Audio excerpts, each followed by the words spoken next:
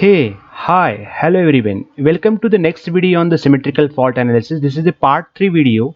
In this video, I'm going to discuss the small question and answer based on the symmetrical fault analysis. So earlier I have watched the I have launched the part 1 and part 2 video, also watched the part A and part B video based on the symmetrical fault analysis. Three-phase generators have a 10 kVA 200 MVA 15% reactance connected in parallel. So three generator each is having the 15% reactance are connected in parallel. The equivalent impedance at the bus, so it is all is given in ohm, means we have to determine it in terms of ohm. So how we will calculate the base? So base all three are in parallel with the equal impedance, hence the equivalent impedance at the bus is equal to divided by 3. So 15 by 3 means 5%, means is equal to 0.05 per unit. I want the ohmic value, so the formula to determine the ohmic value is the per unit value into kV base square divided by MVA base. So 0.05 10 square divided by 200, so that value is coming to the 0.025. Please tally on your calculator. For a synchronous machine, the damper winding reactance is given, field winding reactance is given, and the armature winding reactance is given, and leakage subtransient reactance. To determine the subtransient means XD double dash, so XL in series with the parallel combination of XDW, XF and XA. So XJ is, this is what J I will take it as a common, so it is a 0.2 divided by 1 by XD damper winding is a 0.15 plus 1 by field winding is a 0.1 plus armature reactance is 0.05. If you calculate this all terms, so you will get the value 0.2273. The same problem is given, but here we have to determine the transient reactance. To determine the transient, so damper winding is absent, so XF parallel with XA, so 1 divided by 1 upon XF plus 1 upon XA. So if you calculate this is a J of 0.2 plus 1 divided by 1 of 0.1 plus 1 of 1 by 0.05. So this will give you 0.233 per unit. For a synchronous machine, the damper winding steady state reactance is to be determined. Steady state is leakage plus armature. So leakage is 0.2 plus 0.05, it comes to 0.25. So this is what your steady state reactance.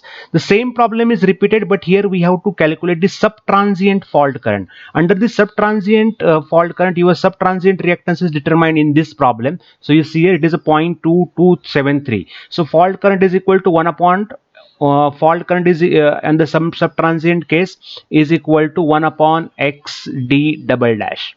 XD double dash. So XD double dash is 0.2273. If you calculate this, you will get the value 4.3995 per unit.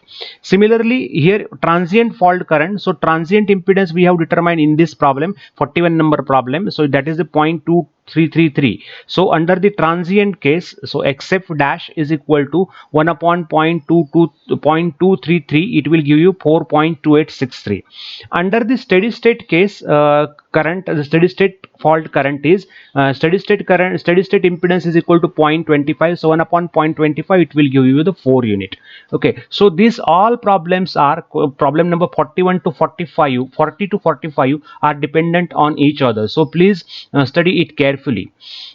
Okay, a three-phase transformer is rated as 100 kVA 11 by 0.44 kV with 20% reactance. Fault level on the primary side.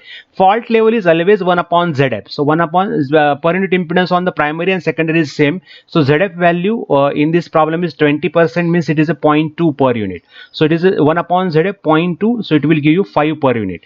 Okay. We want to determine the fault level in terms of kVA. But what is the base given? It is 1000 kVA. So kVA base upon ZF. So kVA base is 1000 divided by impedance up to the fault point is a 0.2, so it gives you the 5000 kVA.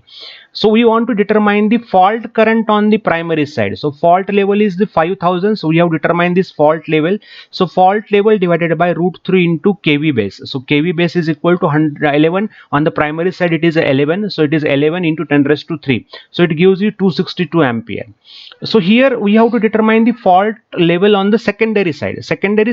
But the per unit impedance on the primary and secondary is the same. So 1 divided by 0.2, it will give you 5 per unit once again. So this is the same value which we have calculated in the 46, same value we are getting in the 49.